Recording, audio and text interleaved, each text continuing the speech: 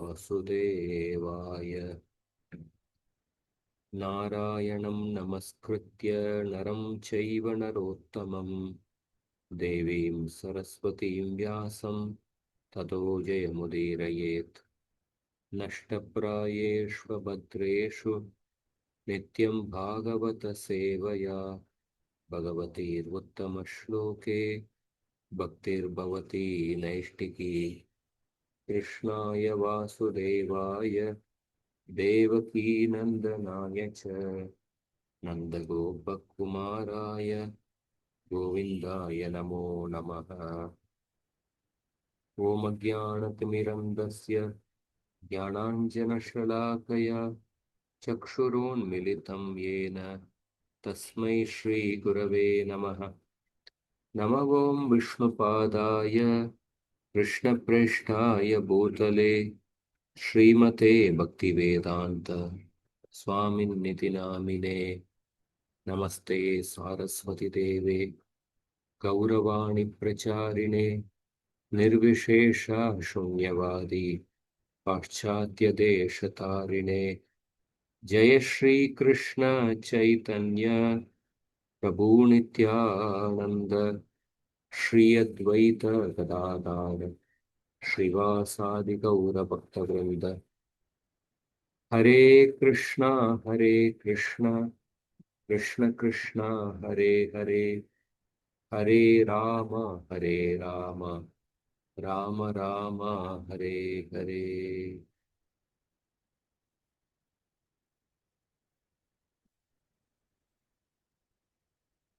So we are discussing the purport of the 17.2 anuccheda. There are many scriptures in which Lord Shiva is described as the Supreme Personality of Godhead. In the last class, we cited several references were given wherein Lord Shiva is described as the Supreme Personality of Godhead. So one reference we saw from the Skanda Puran, wherein Krishna tells Sudama, Shiva is the great God and the great controller, both in name and deed. Shweta Svatara Upanishad says that everywhere are his faces, heads and necks. Just similar to the Bhagavad Gita shloka, Sarvata Pani Padam Tat Sarvatokshi Shiro Mukham. Similar to that, there is a verse in Shweta Svatara Upanishad. He is the all-pervading Bhagavan, therefore Shiva is everywhere. Rudra Hridaya Upanishad says that Rudra is the cause of Vishnu and Brahma. It is only for the purpose of creation that Shiva, who is one, manifests in three forms. Utpatti Tantra declares the worship of Shiva as compulsory for everyone. Parvati Devi herself makes the following statement about herself to her father Himalaya. All this world is pervaded by me in all directions. I am the supreme controller, the self that runs thread like through existence. Like similar to what Krishna says, Matta Parataram Nanyat Kinchitasya Dhananjaya. And I am Brahma, Vishnu, Rudra, Gauri, Brahmi, and Vaishnavi. I am the sun, stars, and the moon. Whatever is seen or heard, inside or out, I am always situated there while pervading it. There is no manifest object, movable or immovable, that is abandoned by me. So, from the statements of Padma Purana and Varaha Purana cited in this Anucheda, it can be understood that scriptural assertions declaring Shiva or any god other than Vishnu as supreme are set forth for the persons whose faith and eligibility is according to Rajoguna and Tamoguna. They cannot appreciate the Nirguna reality. For them, these statements are there. So, therefore, these statements they serve to divert their consciousness away from the Nirguna truth and to make their faith steady in the level for which they are suited. So, in this way, the cycle of creation is also perpetuated. So, therefore, the statements about Shiva's supremacy are relative statements. So, from the perspective of the Nirguna reality, these statements are not to be taken in their primary sense. This is also supported by other passages in the Devi Bhagavata Purana. So, we discussed this, that in this world, whatever scriptures oppose Shruti and Smriti are surely Tamasika. The Tantra scriptures such as the Vama, Kapalaka, Kaulaka, Bhairava Agamas are propounded by Shiva only to bewilder the people and not for anything else. In these books, there are also sometimes parts that do not oppose the Veda. Followers of the Veda incur no flaw in accepting those parts. A Brahmana has no right at all to accept the other portions that are different from the Vedic teachings. A person who is not qualified to follow the Veda is eligible only for Tantra. So in this part of the Anuccheda, we saw the quotation which mentions about the three divisions of Purana: Sattva-guna Purana, Rajoguna Purana, Tamoguna Purana. So these divisions of the Puranas, according to the gunas, is spoken by Lord Shiva to Parvati. And prior to this particular topic, Shiva explains the significance of observing the Ekadashi Vrata for the pleasure of Vishnu. So in that context, Lord Shiva explains the procedure for observing the Ekadashi Vrata and what one should avoid while observing the Ekadashi Vrata. And there Lord Shiva says that one of the things one must avoid while observing Ekadashi Vrata is one must avoid the association of the Pashandis, the heretics. Even the act of merely looking upon them, Pashandis, should be avoided during Ekadashi. And then Lord Shiva provides a lengthy list of people who fit the description of the Pashandis. And when he mentions a list of people, in that list of people, he mentions one of the type of Pashandis are those who smear their body with ashes or adorn themselves with the garlands of skulls. So Lord Shiva is describing how to observe Ekadashi Vrata, how one should not see even the Pashandis during Ekadashi Vrata. And he gives a description of the Pashandis. And Lord Shiva himself is actually smearing his body with the ashes and is having a garland of skulls. So Parvati immediately raises a question about Shiva himself. Why is your appearance like the Pashandis? Why do you smear your body with the ashes, skulls, bones, and leather? The very articles forbidden by him and which are considered unclean. So, are you able to see the question, understand the question? Yes. So, at that time, Shiva gives a reply.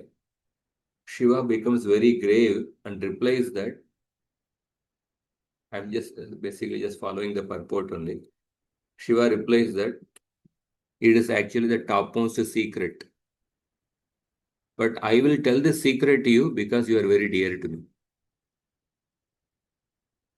Then Shiva tells a past history.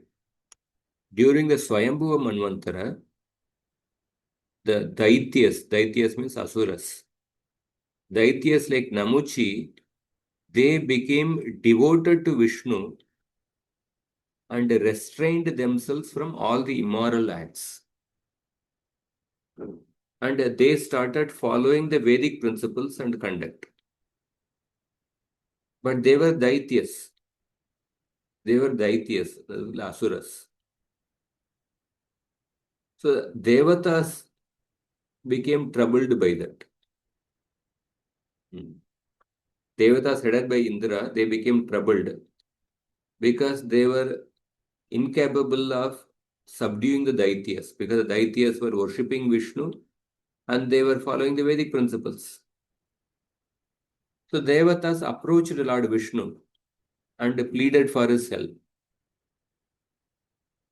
So at that time, Vishnu ordered Shiva to behave like a Pashandi and propagate the Tamasika scriptures. Because the Daityas were followers of Lord Shiva. If Lord Shiva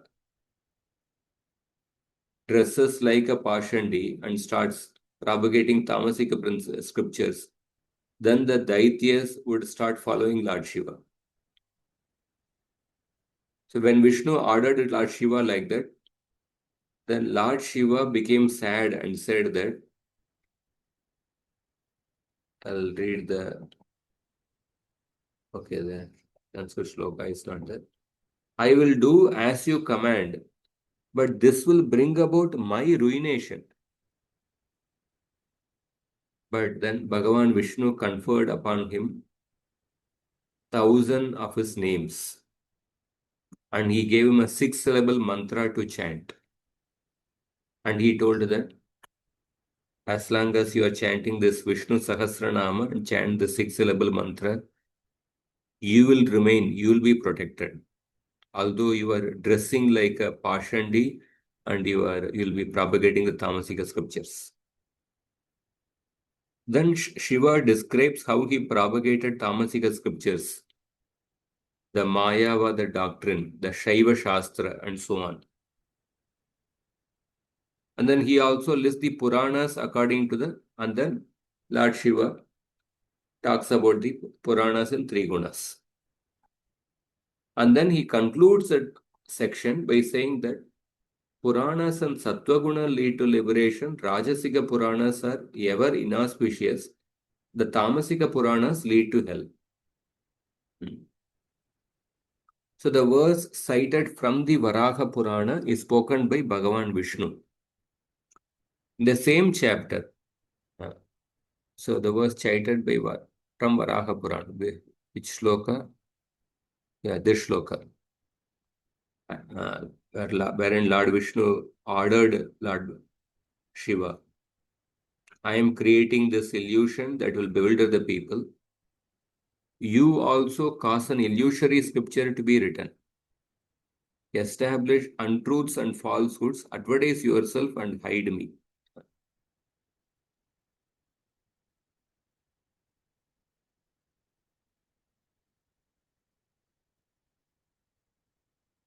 So in the same chapter, Shiva explains why it is that people are bewildered about the real spiritual path, which is Bhakti to Hari.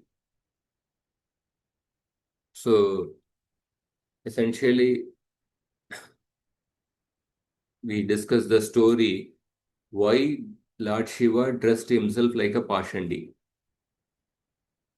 Because at one point in time, the Daityas, they became devoted to Vishnu when they started following the Vedic principles. Of course, with a wrong intention. But then at that time, on the request of the Devatas, Lord Vishnu ordered Lord Shiva to dress like a Pashandi and speak the Tamasika scriptures. So therefore, Lord Shiva did that, and then Lord Shiva, when he started doing that, then the Daityas, they also started, they also dressed like a Pashandi because they are all followers of Lord Shiva. And then they stopped the Vedic principles. They stopped following the Vedic principles. And then the Devatas could easily conquer the Daityas. So then Lord Shiva in the same section talks about the Puranas and three gunas, and then he says that how the Satvika Puranas lead to liberation. In the same chapter, Lord Shiva explains why it is, that is in the same chapter, the Varaha Purana, Lord Shiva explains that why it is that people are bewildered about the real spiritual path, just bhakti to Hari. He tells the sage Agastya that in the past, all human beings on earth were pious and they engaged in bhakti to Krishna. So the liberation became the normal state of affairs for all of them. So the concerned about this, the Devatas approached Vishnu and submitted to him that everyone is getting liberated, then the creation would not be able to proceed in this manner because everyone is engaged in bhakti. So then Vishnu said he would create a delusion and then ordered Lord Shiva to propagate the illusory scriptures. So then Shiva then relates the story of how the sage Gautama cursed the Brahmanas to become Pashandis in Kali Yuga, and how they propagated delusory literature being bewildered by Shiva. So the hermeneutic principle that Jiva Goswami proposes is that all the scriptures don't have equal authority. The Puranas and Sattva-guna, they have a higher authority than the Puranas and Rajoguna and Tamoguna. So although the different scriptures, they apparently seem to propound different entities, but the ultimate aim culminates in absolute reality. Vedecha sarve akameva vedyo Vedanta kritveda videva chaham. So there is no conflict among the scriptures as confirmed by the Brahma Sutra. The fourth Brahma Sutra? The fourth Brahma Sutra is the Tattu Samanvayat. Tattu Samanvayat. But the truth that Brahman is knowable only through the Vedas is due to the fact that the Vedas are consistently reconciled in him alone. So Jiva Goswami continues with this theme by citing from the Nārāyaṇa section of the Mahabharata. So the sum and substance of the purport is that so there are different Puranas in which Lord Shiva is glorified as the Supreme. Those statements are there in order to make the people in Rajoguna and Tamoguna who cannot appreciate the Nirguna reality, in order to make them steady on certain relative truths for which they are eligible. That is why I quoted the Bhagavad Gita 7th chapter shloka. So we also discussed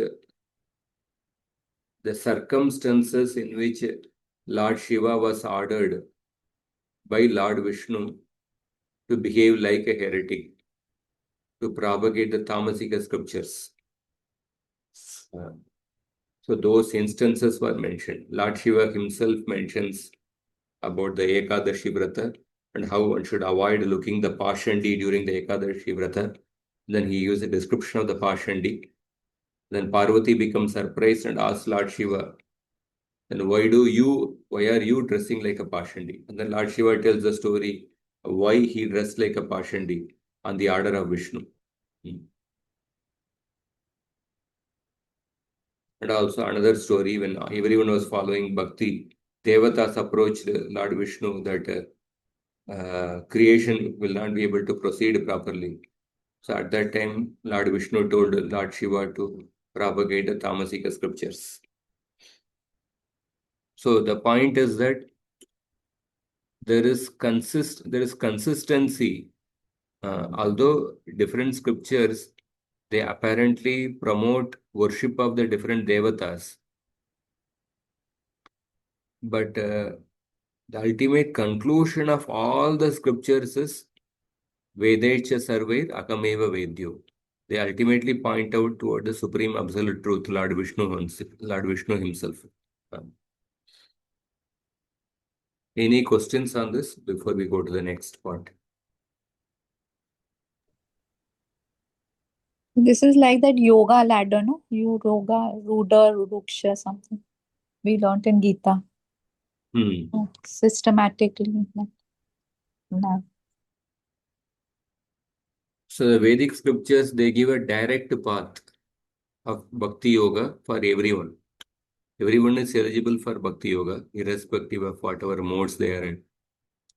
And Vedic scriptures also give a gradual path.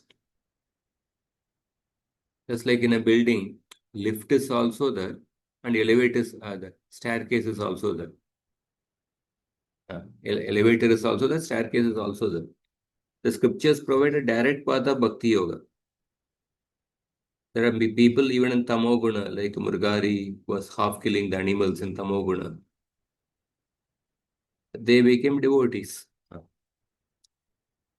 At the same time, there will be many people who will not take to the direct path of Bhakti Yoga. For the gradual elevation, the scriptures promote various Devata worship. But ultimately, although the different scriptures apparently seem to propound different deities or spiritual practices, their ultimate aim culminates in only one absolute reality. There is no conflict among the scriptures.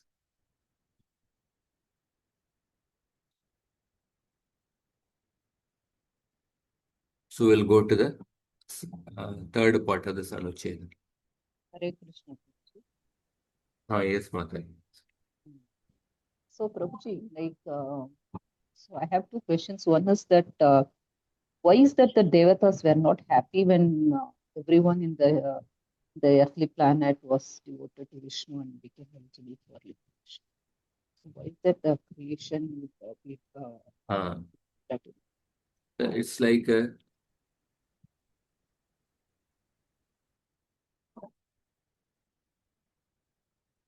see the creation has to go for certain period. Every day of Brahma, there is 14 manvantaras are there. So, and there are also unlimited living entities waiting to take birth and creation. It's not that naturally a Devata, a Vishnu Bhakta would want others to take to Krishna Bhakti.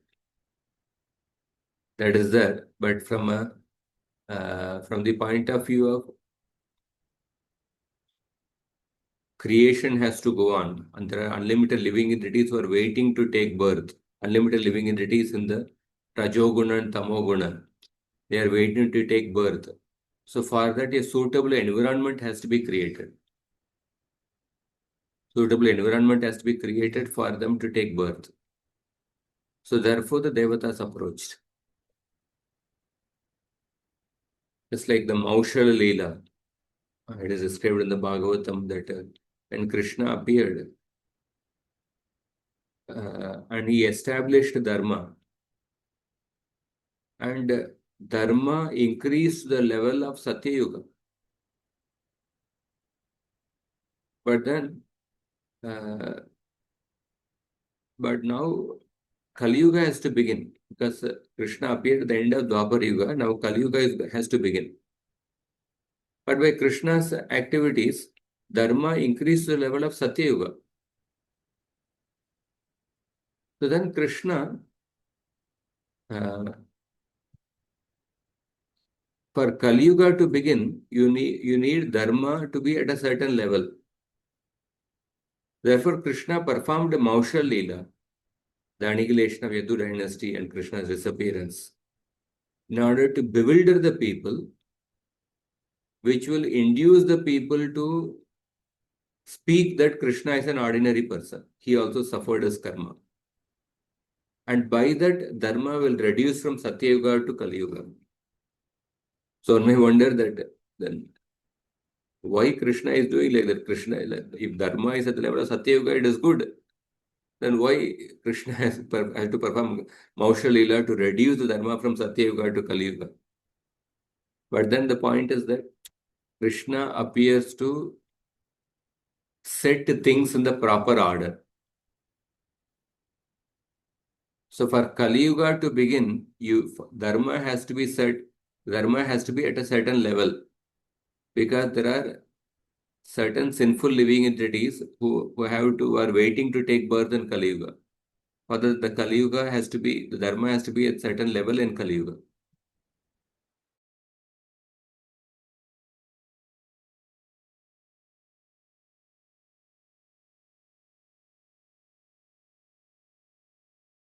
Similarly, we can take the same pattern for the creation to proceed. If creation to proceed, and also for many tamasika, rajasika living entities to take birth, Lord Vishnu ordered Lord Shiva to propagate the tamasika scriptures. Like that. Right. And then Prabhuji, the different the different modes are there which govern the different Puranas also. But ultimately, Prabhuji, it is this the formula is that Brahmanda Brahmite Kona Bhakyavanjula, right? So whoever is there in any mode, it's only the pure devotee who's going to give bhakti to the jivas, whatever level they are, right? Like we spoke about the example of Mrigari also.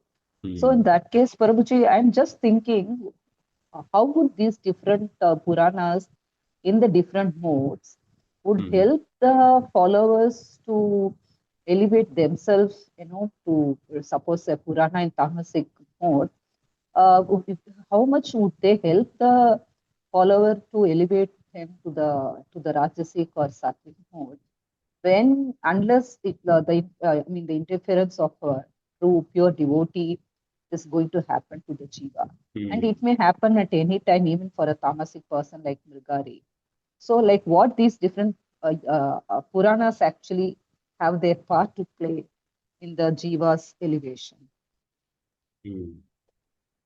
So when they follow the Tamasika Puranas and worship the different devatas, and they will get the result of their worship. And then by that, their faith in the Puranas, the faith in the scriptures becomes solidified. And then in due course of time, they will also experience the results awarded by the devatas are temporary and they don't satisfy them deeply. At some point of time, they will start inquiring about the scriptures. Do they also talk about awarding something which is eternal? Do the scriptures also award some nirguna or the transcendental things which are permanent in nature? So at that time, these worshippers of the devatas, they will start inquiring about the Upanishads and the higher aspects of the Vedas. So then gradually they will start looking for it, and then the devatas whom they worship, they will also help them by making them by directing them to some devotees. Like Lord Shiva directed one of the devotees towards Sanatana Goswami.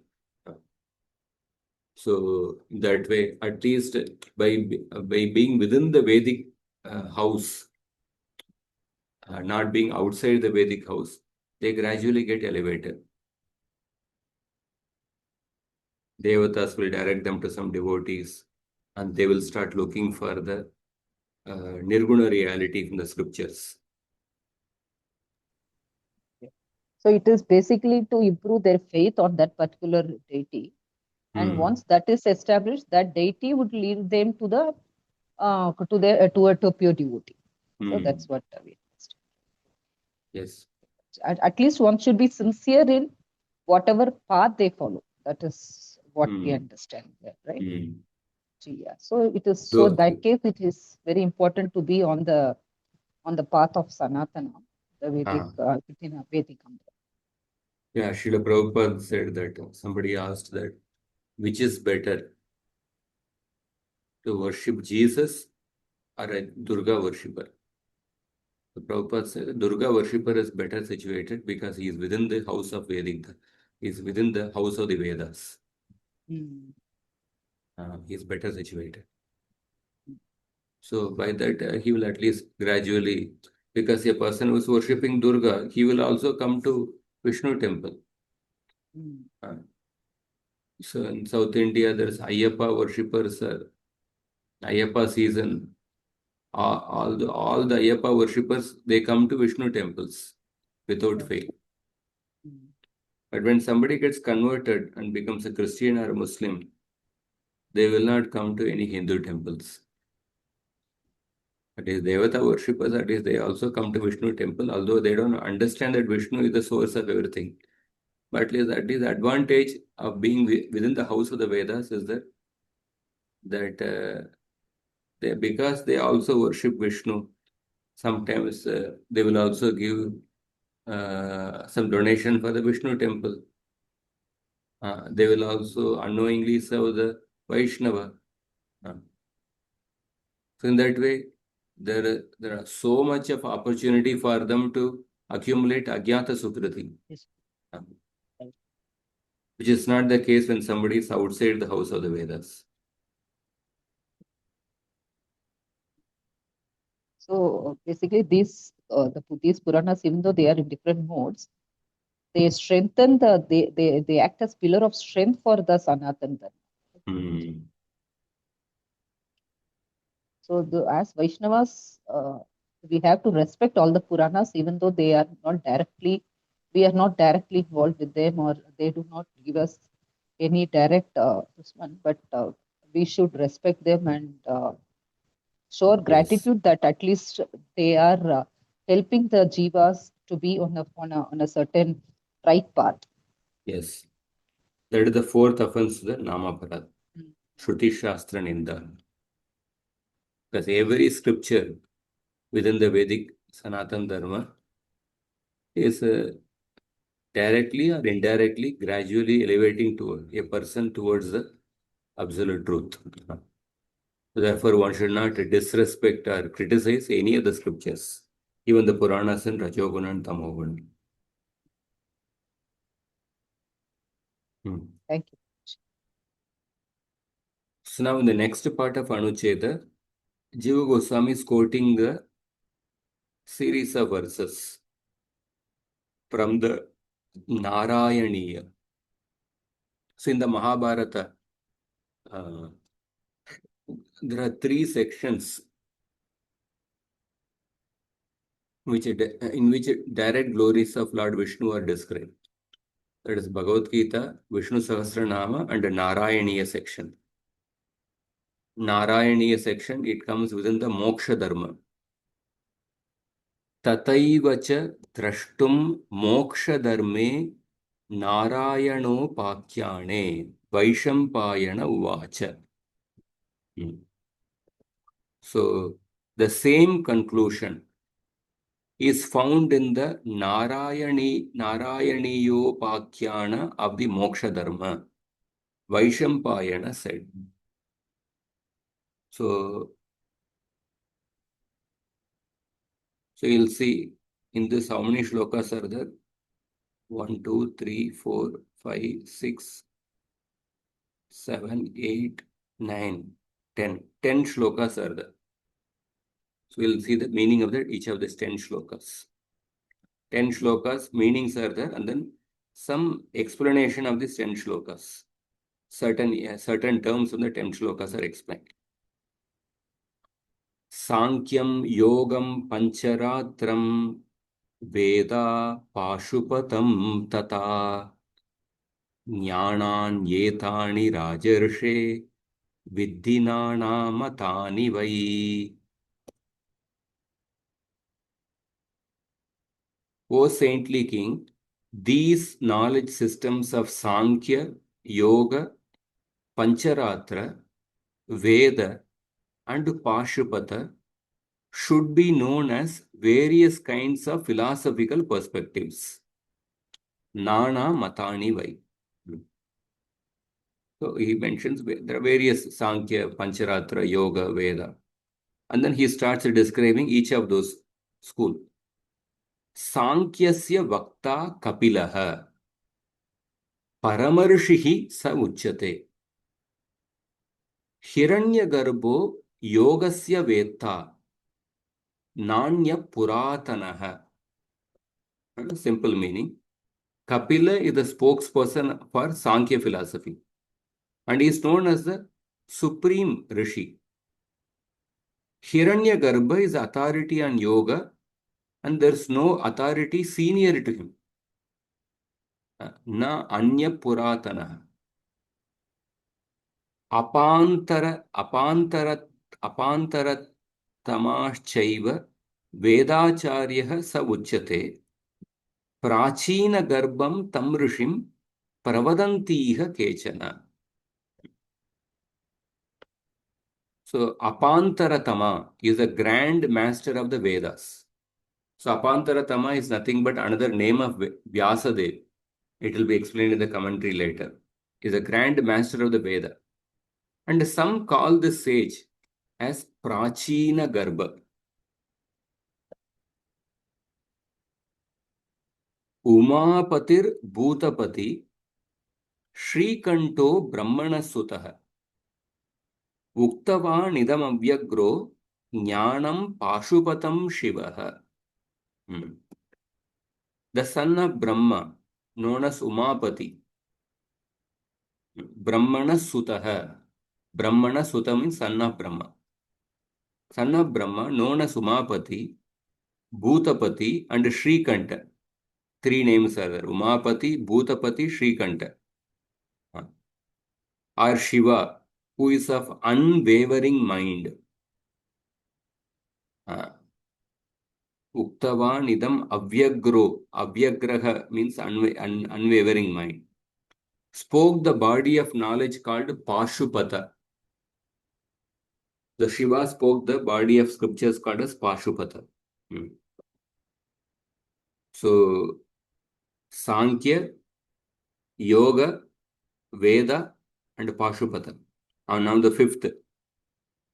Pancharatrasya Kritsnasya Vakta tu Bhagavān Swayam. Sarveshu cha Nripashreshta Jnanesh Veteshu Drishyate. Jnanesh Veteshu Drishyate. The speaker of the entire Pancharatra system is, however, the original complete absolute truth, Swayam Bhagavan, who is visible in all these different systems of knowledge, O best of the kings. Who is visible in all these different systems of knowledge.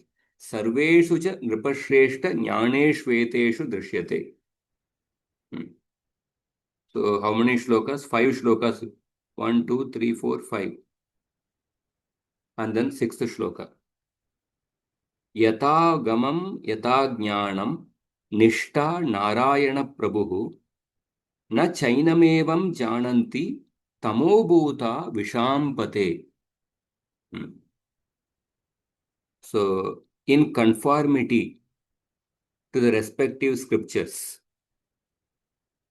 and to the respective forms of knowledge, O Lord of the earth, Bhagavān Nārāyaṇa is the ultimate end of all these systems. That means all these systems means Sankhya, Yoga, Vedas, Pashupata, and Pancharatra. But people covered by ignorance do not understand this fact. do not understand this fact. And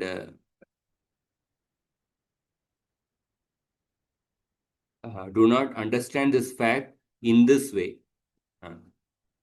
So, na chainam evam jananti tamobhuta vishampate. Those who are in tamoguna, they don't understand that Lord Nārāyaṇa is the ultimate goal of all these scriptures. And then, 7th shloka. Tameva shastrakartaraha pravadanti manishinaha nishtam Nārāyaṇa rishim nānyosti iti vacho mama. So the great thinkers and authors of the scriptures proclaim only him, the sage Nārāyaṇa, Nārāyaṇa Rishi, as the original cause of the scriptures and no one else. This is my view. So Nārāyaṇa Rishi, the incarnation of Vishnu, is the original cause of the scriptures. Shastra kartaraha pravadanti manishinaha na anya asti iti vacho mama. Next shloka. So 7 shlokas we have seen. Nissamshayeshu sarveshu nityam vasati vai harihi sa samshayan hetubalan nadya vasati madavaha. Nissamshayeshu sarveshu nityam vasati vai harihi. Bhagavān Hari ever abides in all these scriptures that speak of him unambiguously. Nissamshayeshu sarveshu nityam vasati vaiharihi. Sa samshayan hetubalan nadya vasati madava. But Bhagavan Madhava does not reside in any scripture that speaks with ambiguity or on the strength of reasoning alone. Sa samshayan means some scriptures with an ambiguity. Hetubalan means those scriptures which speak only on the strength of reasoning. Lord Nārāyaṇa does not reside there. And then last 2 shlokas. Pancharatra vido yetu yata kramapara nripa ekanta bhavo pagataste harim pravishanti vai. Pancharatra vido yetu yata kramapara nripa ekanta bhavo pagataste harim pravishanti vai. O king, those who are true knowers of the Pancharatra, however, follow it in the proper sequence, and upon attaining exclusive devotion to Bhagavan Hari, they verily enter into him. Pancharatra vido means those who are knowers of the Pancharatra. Yata kramapara nripa, they follow in the proper sequence. Ekanta bhavo upagataste harim, with a one-pointed devotion to Lord Hari, pravishanti, they enter into Lord Hari. And then the concluding verse. Sankyam cha yogam cha sanatane dve vedāscha sarve nikilena rajan sarvai samastair rishibir nirukto Nārāyaṇo vishvamidam puranam. O king, both Sankhya and Yoga, as well as the Vedas, are eternal. All the sages combined together have concluded that this primeval creation is Nārāyaṇa. Sankyam cha yogam cha sanatane dve vedāscha sarve nikilena rajan sarvai samastair rishibir nirukto Nārāyaṇo vishvamidam puranam. So we can see in this 10 shlokas from the Nārāyaṇīya section of the Moksha Dharma of the Mahabharata, it is very clearly mentioned that the goal of Sankhya, Yoga, Vedas, Pashupata and Pancharatra, the goal of all this is actually Lord Nārāyaṇa. So now these 10 shlokas, some words are commented by Jiva Goswami. Atra apantaratama iti Shri Krishna Dvaipayanasya Janmantara Nama Vishesha iti tatraiva jneyam. So apantaratama is a specific name of Krishna Dvaipayana Vyasa in another birth. Basically the name of Vyasadeva. This fact is known from the same section of the Mahabharata.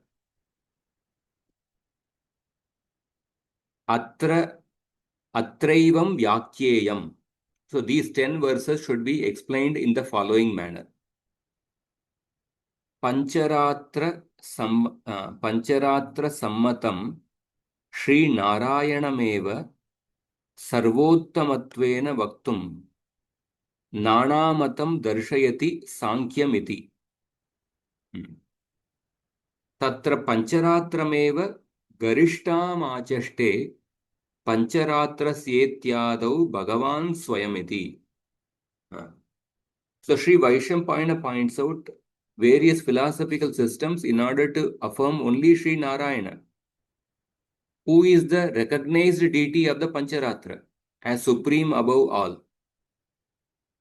In the 5th shloka, he establishes the superiority of the Pancharatra alone, saying that it is spoken by Bhagavān himself. So you see the 5th shloka. The 5th shloka. Pancharatrasya Krishnasya Vaktatu Bhagavān Swayam. It was spoken by Swayam Bhagavan. Sarvesu cha nripasheshtu jnaneshu veteshu drishyate. So therefore he says that various philosophical systems affirm only Sri Nārāyaṇa, who is the presiding deity of Pancharatra. And Pancharatra scriptures are spoken by Bhagavan himself. And then further he says, Ata Dvaubhuta Sargau Lokesmin Daiva Asura Yevacha. Bhagavad Gita 16.6. In this world, there are two types of living entities, Deva and Asura. Iti Sri Gitasu Shruyati.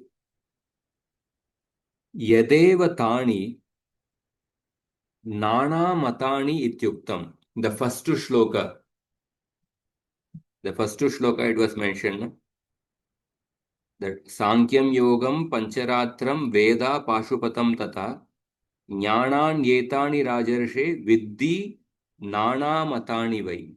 He is commenting on that. Yadeva Tani Nana Matani Ityuktam Tat Tvasura Prakriti Anusarena Ityeva Nyeyam. So, when it was said, these are the various kinds of philosophical perspectives, it should be understood that they come into being in accordance with the secularist and materialistic nature. Basically, I think the Daiva and Asura nature. Daiva is translated as secularist, I don't know. Or a secularist materialistic nature. Secularist materialistic nature is the Asuric nature. For it is said, in this world there are two types of created beings. So in the world there are actually divine and demonic people. Both are there. So therefore, there are also scriptures for the Asuric people. There are also scripture for the Asuric people. That is why various scriptures are there. Because in this world there are Daiva and Asura, two types of people are there. In order to accommodate the Asuric people, in order to gradually elevate the Asuric people also, these various perspectives, various scriptures are there. That's what he says.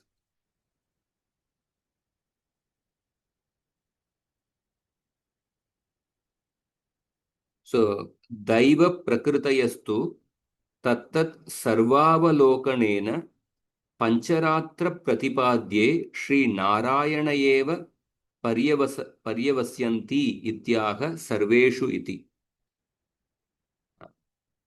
So, after carefully examining all the various knowledge systems, people of the divine nature conclude that they all culminate only in Sri Nārāyaṇa, who is propounded as the Bhagavān in the Pancharatra. This is stated in the 5th shloka. So, Daiva Prakritayastu Tattat Sarva Avalokanena Pancharatra Pratipade Sri Nārāyaṇa Eva Paryavasyanti Itya. And then Asuramstu Nindanti Na Chainam Iti Taduktam Vishnu Dharmagni Purana Yoho.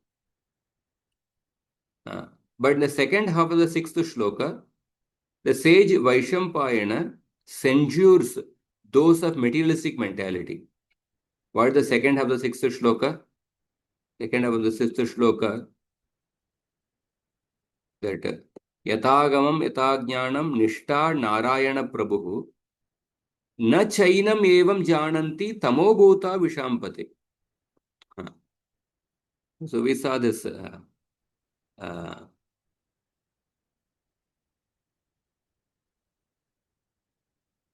that in conformity to the respective scriptures and to the respective forms of knowledge, Lord Narayana is the ultimate end. But Tamobhuta, but people covered by ignorance do not understand this fact in this way. So therefore, Jiva Goswami is saying that in this world there are two types of people, Daiva and Asura, Devas and Asuras. So in order to accommodate, in order to gradually elevate the Asuras, the other scriptures, various perspectives are there.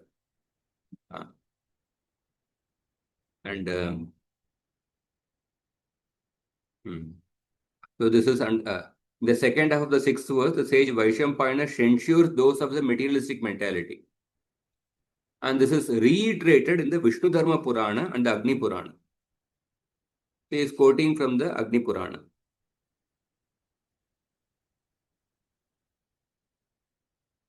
Agni Purana is quoting a shloka. Dvaubhuta sargau lokesmin daiva asura yevacha Vishnu Bhakti Paro Daiva Asurastat Viparyayaha. A very famous shloka. That there are two types of people, divine and materialistic. Those who are consummately engaged in devotion to Bhagavan Vishnu are divine, and those who are preoccupied in exactly opposite are materialistic. So now there's a question. Nanu tatra nana mataya eva drishyante tatra aha tameva iti.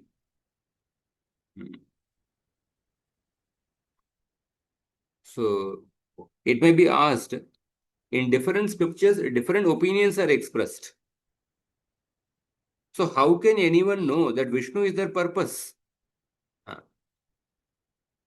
The various opinions are there in various scriptures. So how can we know the ultimate purpose? The answer is given. Pancharatretara shastrakartarohi dvividaha kinchidnyaha sarvajñāscha.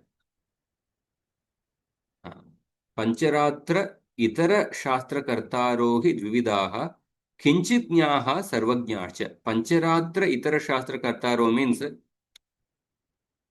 the authors of scriptures other than Pancharatra.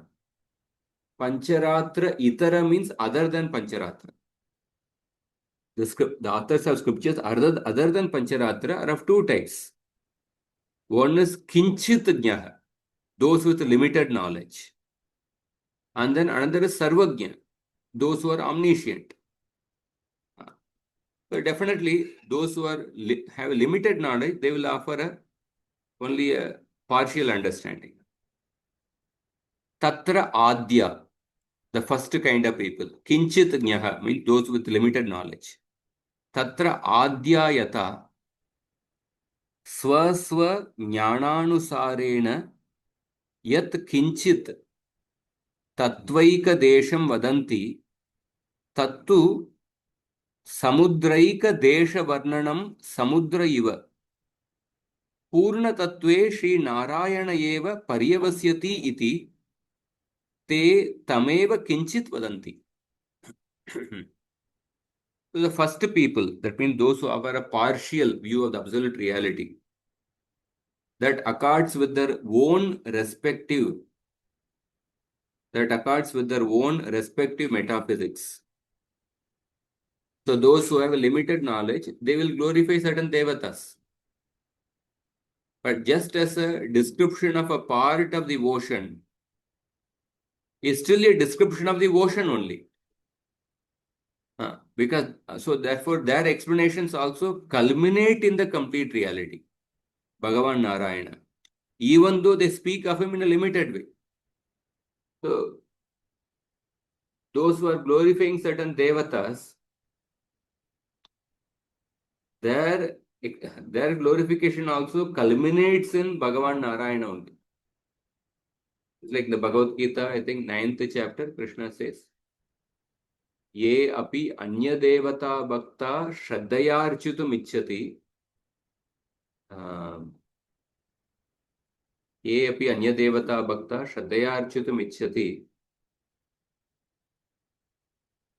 Ye api anya devata bhakta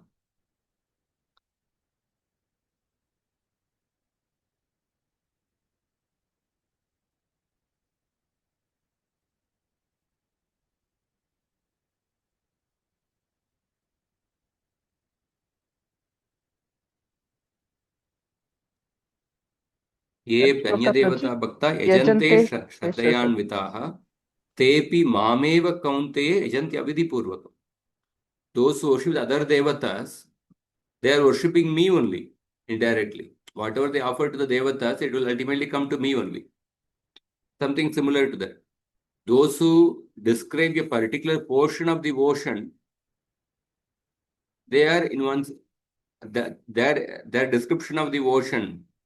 Those who describe a particular portion of the ocean, that description also is ultimately the description of the ocean only. So similarly, those who have limited knowledge, the authors of the scriptures other than Pancharatra, when they glorify certain devatas, their explanations culminate ultimately in the absolute complete reality, Bhagavān Nārāyaṇa. The second category, ye tu sarvajñāste. So here you see two people, kinchit jñāha and sarvajñāha. Those with limited understanding and those who are all-knowing. So tatra adya, about the first category is mentioned. And then ye tu sarvajñāste. Ye tu sarvajñāste cha evam abhiprayanti. On the other hand, those who are omniscient have the following intention. Evam abhiprayanti. What is that?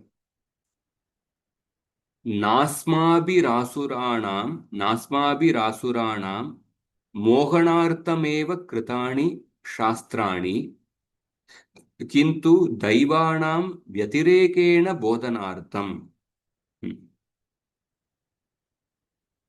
So the scriptures have not been authored by us simply to confound the materialists. Confound means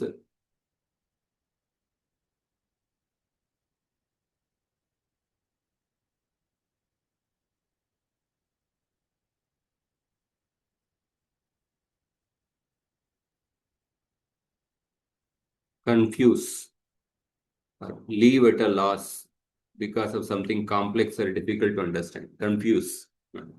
The scriptures have not been authored by us simply to confuse the materialists, but to enlighten those of divine nature through negative inferential insight.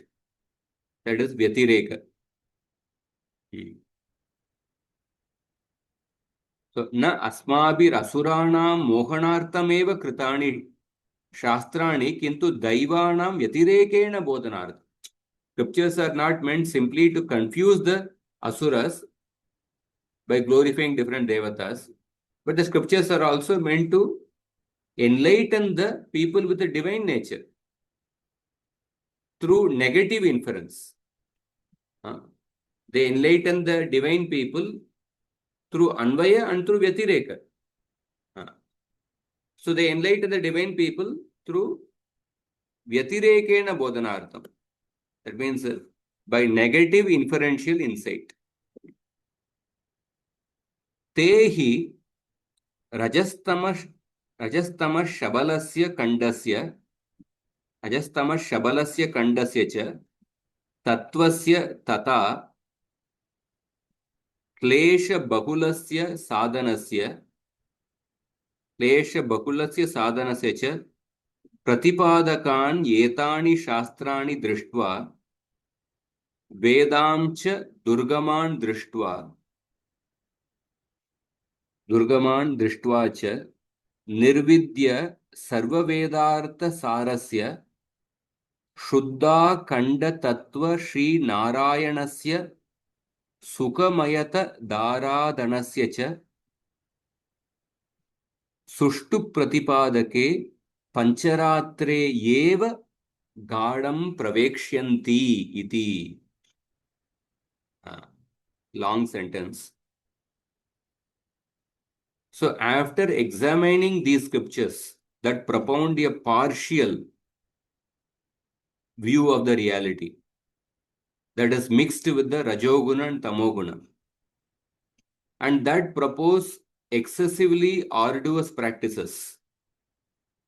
So generally in scriptures in Rajoguna and Tamoguna, they have practices which are excessively arduous in nature.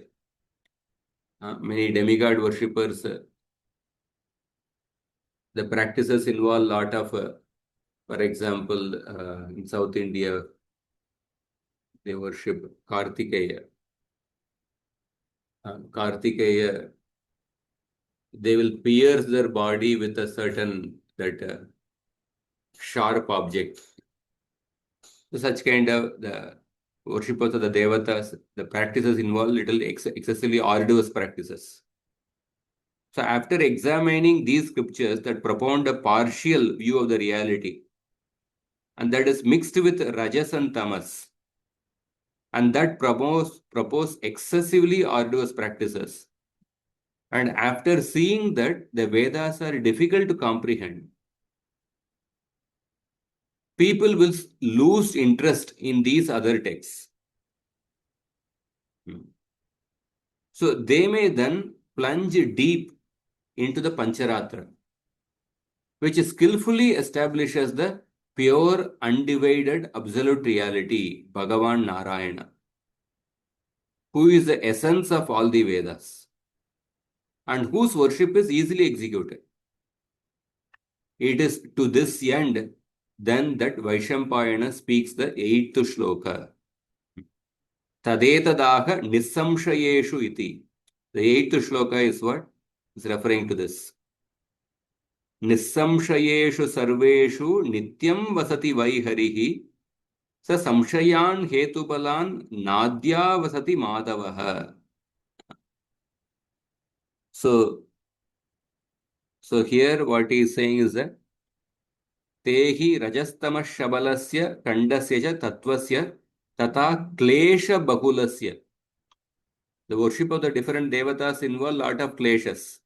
Klesha bahulasya sadhanasya cha pratipadakan yetani shastrani drishtva vedam cha durgaman drishtva.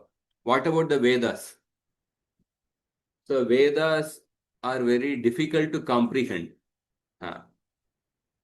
Vedam cha durgaman drishtva cha nirvidya sarvavedartha sarasya Shuddha Akhanda Tattva Shri Nārayaṇasya Sukhamayata Dhārādhanasya cha Sushtu Pratipadake Pancharatre Eva Gadam Pravekshyanti iti. Tatetadaha Nissamshayeshu iti. So the Pancharatra scriptures very skillfully establish the pure, undivided, complete reality Nārāyaṇa. And then further he says, So I just quickly complete. Tasmat jatiti vedartha pratipattaye pancharatramev adhyetavyam ityaha pancharatra iti. Consequently, in order to incite exclusive study of the Pancharatra, for those who wish to quickly apprehend the true meaning of the Vedas, Vaishampayana goes on to speak the 9th shloka. What is the 9th shloka? That again coming to those 10 shlokas. 9th shloka is this. Those who are true knowers of the Pancharatra, however, follow it in the proper sequence. And upon attaining exclusive devotion to Bhagavān Hari, they verily enter him.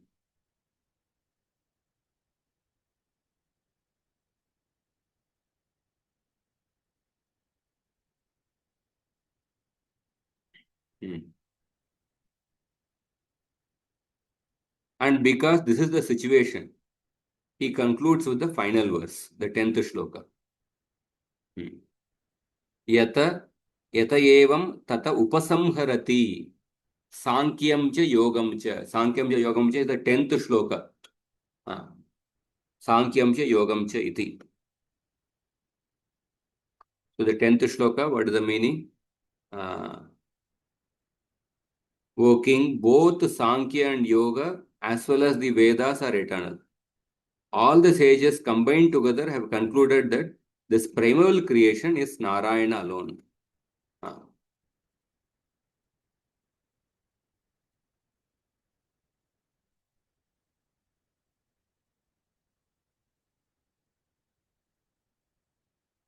So, Tadevam Pancharatra Pratipa Shri Bhagavata evam Utkarshe Sthite Atmāramascha Munayah Bhagavatam Shloka.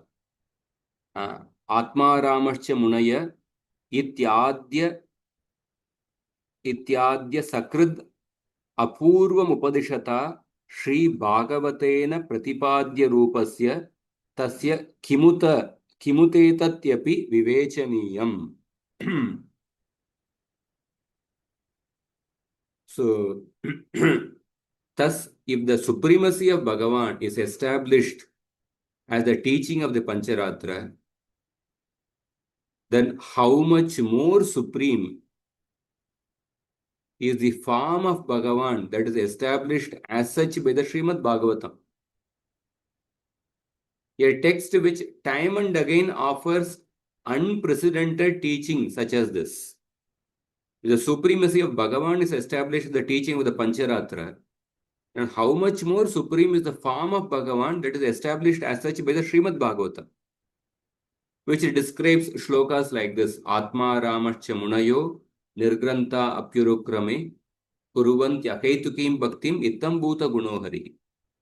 The sages, though freed from the knot of egoic identity, and though delighting in the self alone, engage in the causeless devotion to Sri Krishna, the majestic player.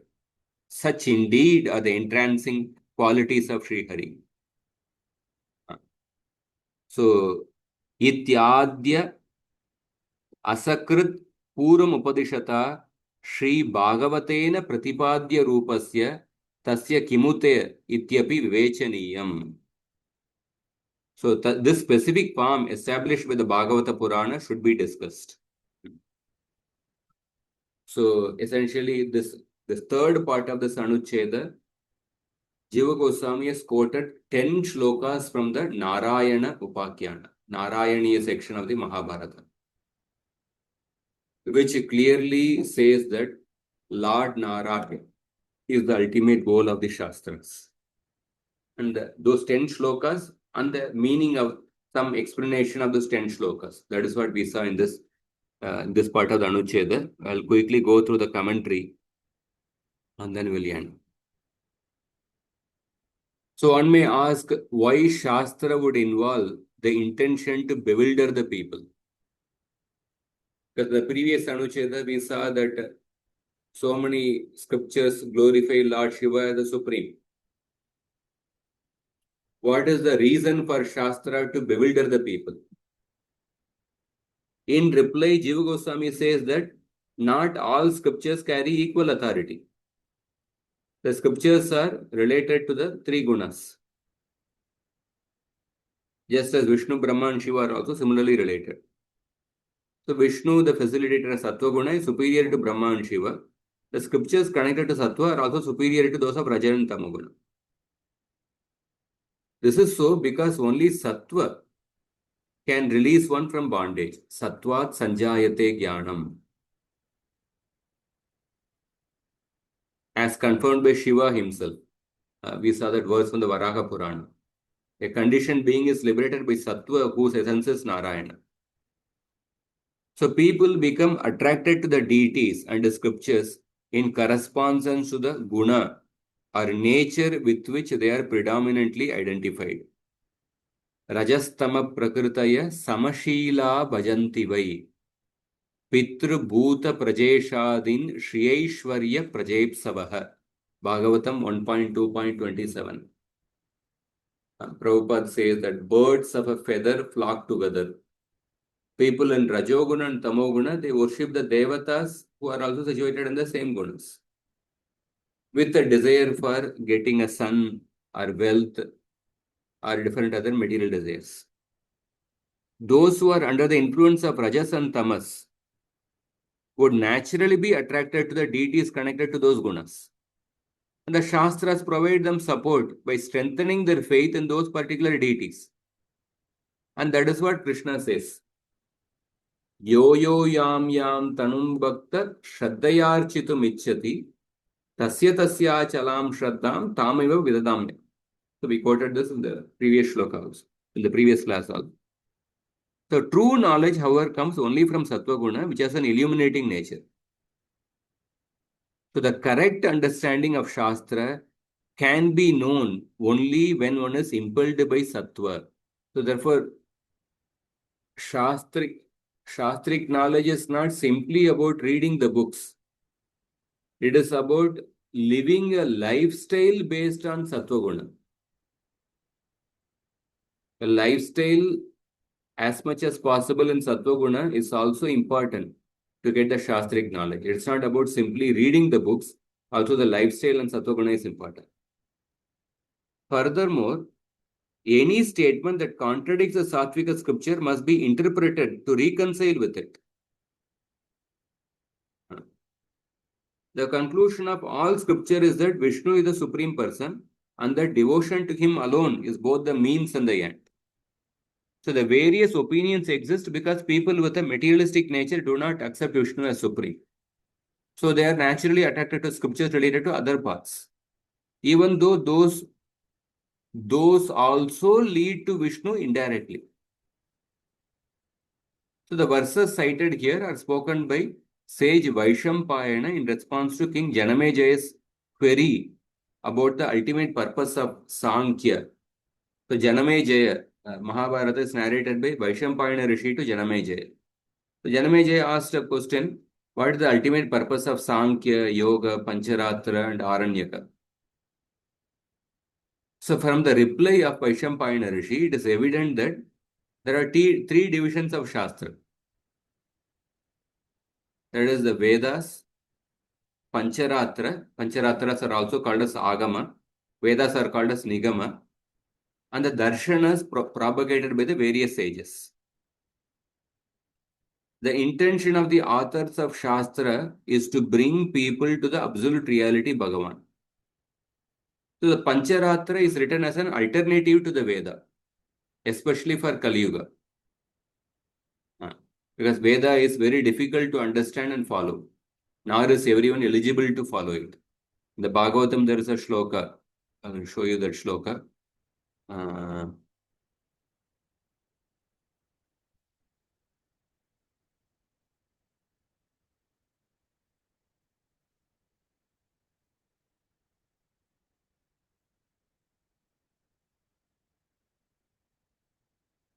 See, Bhagavatam 11.5.31. Iti dvapara urvisho stuvanti jagadishwaram Nāna tantra vidhanena kalavapi tata shunu. Nāna tantra vidhanena. Tantra vidhanena, it refers to the Pancharatra.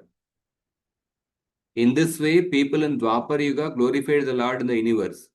In Kali Yuga also, people worship the Supreme Lord by following various regulations of the revealed scriptures. Well, it's translated as revealed scriptures, but specifically by following the different tantras. In Satya Yuga, people would worship the absolute truth simply by chanting the Pranava Omkara. Within that, all the Vedas are included. Simply by chanting Pranava, they would worship the Supreme Absolute Truth in Satya Yuga. In Treta Yuga, people would worship the Absolute Truth by performing the sacrifices mentioned in the Vedas. They would study all the Vedas. In Dwapara Yuga, people would worship the Bhagavān by following the Veda Marga and Tantra Marga. In Kali Yuga,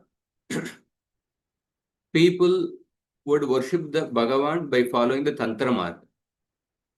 Tantra Marga is the one, because Kali Yuga, most people are not qualified for the Veda Marga. Therefore, Nāna Tantra Vidhanena. Kali Yuga, the Lord is worshipped by following the Tantra Marga, that means the Pancharatra. So, the Pancharatra is written as an alternative to the Veda, which is very difficult to understand and follow. Nor is everyone eligible to follow it. The authors of Shastra other than Pancharatra are of two types. Those who know reality only in part, and those who know the reality fully. Kinchit Jnaha and Sarvagya. The first group writes according to their own realizations. And that too is a description of the ultimate reality, but partially. The second group writes to bring people to the Pancharatra path, seeing that following the Veda is cumbersome and that the path propagated by the first group are imperfect, being related to the Rajoguna and Tamoguna. So sometimes competition is needed in order to realize an object's worth. Bhagavan Ram's prowess was known because of Ravana. Without Ravana, Ram would have lived an ordinary life, and people might not have appreciated his greatness. It is for this reason that many types of literature are written. So one of their aims may be to keep the Asurika people busy with some sort of discipline and practice, so that they don't cause too much of a disturbance in the society. As it is said, if the Asuric people, if they are not busy with certain practices, then their energy will be directed in a destructive way. At least in order to keep them busy, they are encouraged to worship certain devatas. So idle mind is devil's worship. And the idle mind of a devil would be a devil's factory. Idle mind of a devil would be a devil's factory. So the other purpose is to provide those whose nature is primarily sattvika with a suitable context in which they may consider contradictory points of view presented in the form of an opponent's position. So the other purpose is to provide those whose nature is primarily sattvika with a suitable context in which they may consider contradictory points of view presented in the form of an opponent's position. So by refuting such oppositional views, they come to understand the Pancharatra theology more decisively. So in order to describe this, in order to enlighten the people with a divine nature, by the Vyatireka means, that means what they should avoid, the worship of the Devatas. Therefore, the Purva Paksha position is described. And by refuting the Purva Paksha, their conviction will get more solidified. Simply, whatever we read, it's explained in the commentary. Moreover, although it is said that there are two types of people, Daiva and Asurika, the fact remains that the majority of the people are a mixture of both. So the Rajasika and the Tamasika inclinations persist even in those who are principally of divine nature. Even the divine nature people also have Rajasika and Tamasika nature. So these inclinations need to be uprooted to intensify one's faith in Vishnu. So thus the third category of literature aids in this respect by functioning as a counterpoint. That is Purva Paksha. So there are people with an asuric nature. In order to keep them busy, so there are scriptures which glorify different devatas. And in order to solidify the people in Sattva Guna, in order to solidify the faith of the people in Sattva Guna towards Lord Vishnu, the Purva Paksha is what? Worship of the other devatas. Purva Paksha, worship of the other devatas mentioned in the other scriptures is presented and they are refuted. So that the faith of the people in Sattva Guna is solidified, is strengthened in the worship of Vishnu. And even in the divine nature, there are people with Rajoguna and Tamoguna, and their inclinations need to be uprooted to intensify his faith in Vishnu.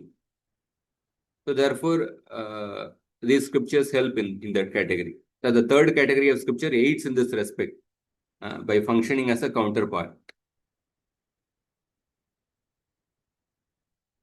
Third category is that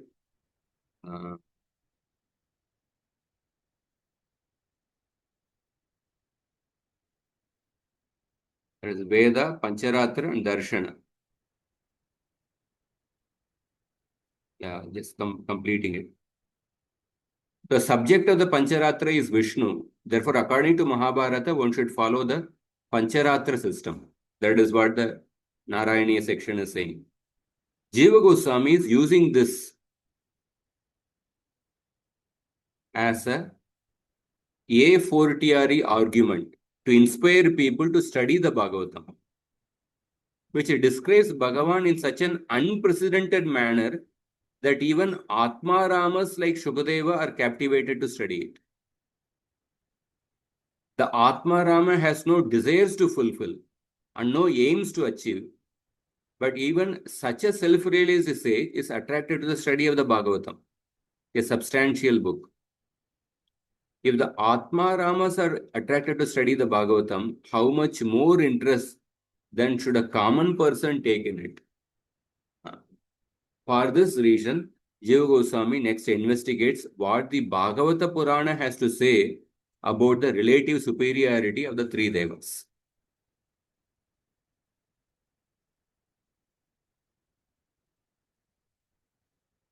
So, any questions on this?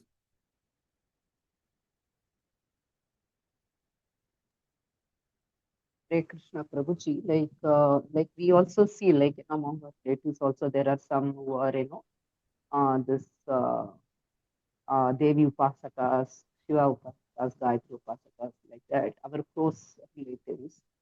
So should we ever try to give them Bhagavad Gita, talk them about something about the Pancharatra, the Bhakti path, or should we just not talk to them because they're staunch, in their practice? Okay, so we can try 2 times actually. So when we talk about the 9th offense to the holy name, what is the 9th offense to the holy name? Preaching the right and speak about the glories of the holy name to the faithless. Faithless, yeah. Faithless. So actually, that when we see the original Sanskrit, it has 3 words. The original Sanskrit has 3 words: Ashraddadana, Vimukha, and Ashrinvati. 9th offense. So it has 3 factors. Ashraddadane Vimukopi Ashrinvati Yascha Upadeshaha Shiva Namaparadaha.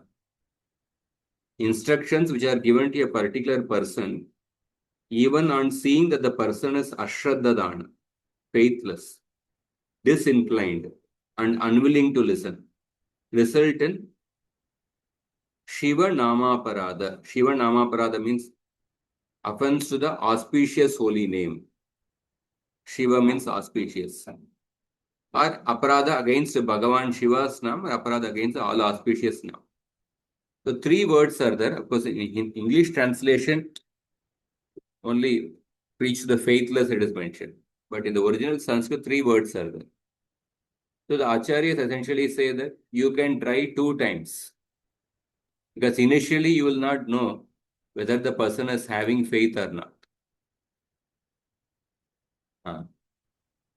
So you may try 2 times. But even after 2 times, if the person is not showing any inclination, then one should not try beyond that. We try 3rd time, then it becomes an offense. So, like especially about preaching the glories of the person, we can but we try 2 times when they still don't show much interest in path of Krishna Bhakti, then we can leave it. We can just encourage them. We can tell them, come for satsanga. We can tell them, give them prasadam.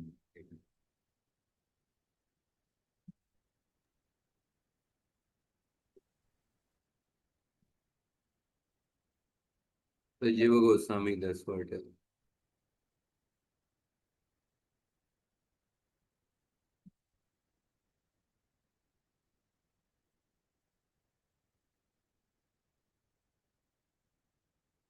Because in the first meeting, we will not be able to ascertain whether the person has a Shraddha.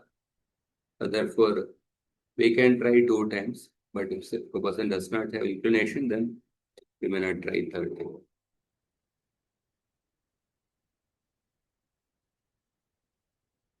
Hare Krishna. Thank you. So Any other questions? when it's mentioned that how just as a description of the part of the ocean is complete, it's still a description of the ocean, because their explanation also culminates into complete reality.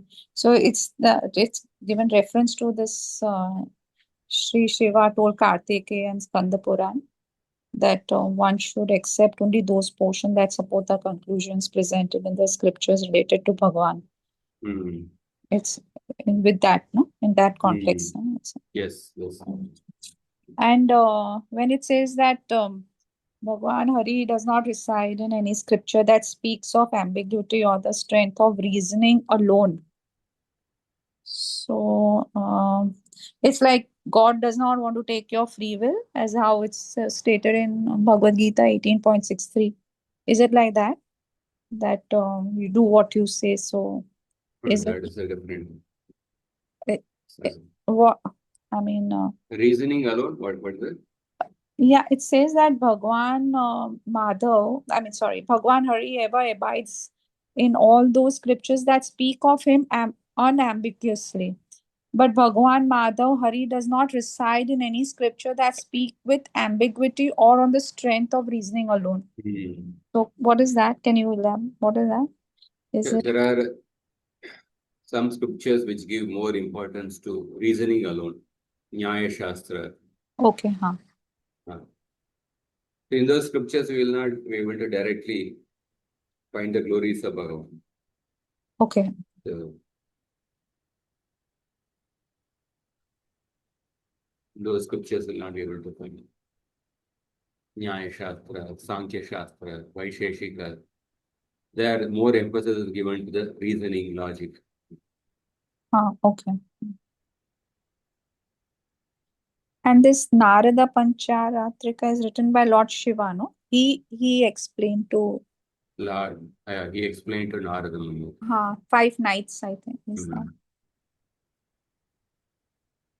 So that story of Ekadashi is you have said? I mean, I didn't hear of Brahma, Vishnu, Shiva. I know something, Ekadashi. some K word was there, and then you said Ekadashi. What was that? Yeah, I mean, Ekadashi Devi, that story. yourself mentioned that next class I'm going to tell you all the story of some Acha, Ekadashi. acha. हाँ, It हाँ, हाँ. starts with K. Kaishika Ekadashi. Kaishika Ekadashi. I'll tell in the next class. Interesting story, actually. Regarding Brahma, Vishnu, Shiva, something like that. Yes. A video reminder, I'll tell next week.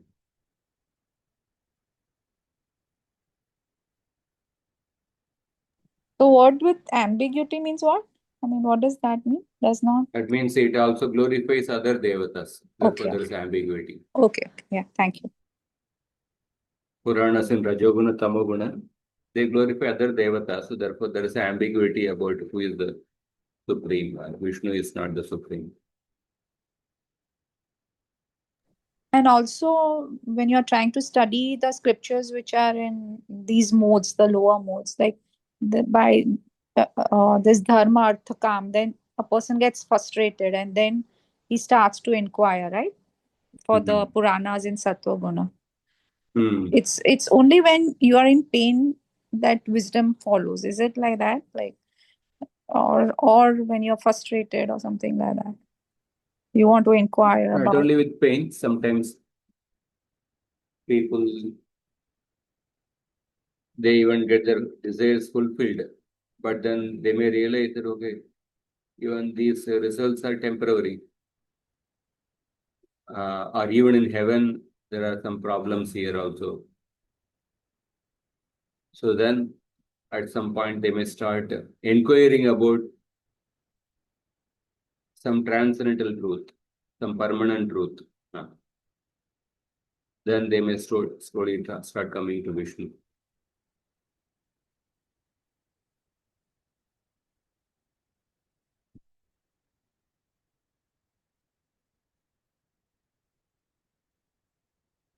Oh, we'll stop here. Next week, next class, we'll take up the 17.4. And then on the 18th and 7th. Okay. Thank you very much, Srimad Prabhuji. Bhagavatam ki jai. Srila Prabhupada ki jai. Gaura Bhakta ki jai. Hare Krishna. Thank you, Prabhuji. Thank you very much. Prabhuji,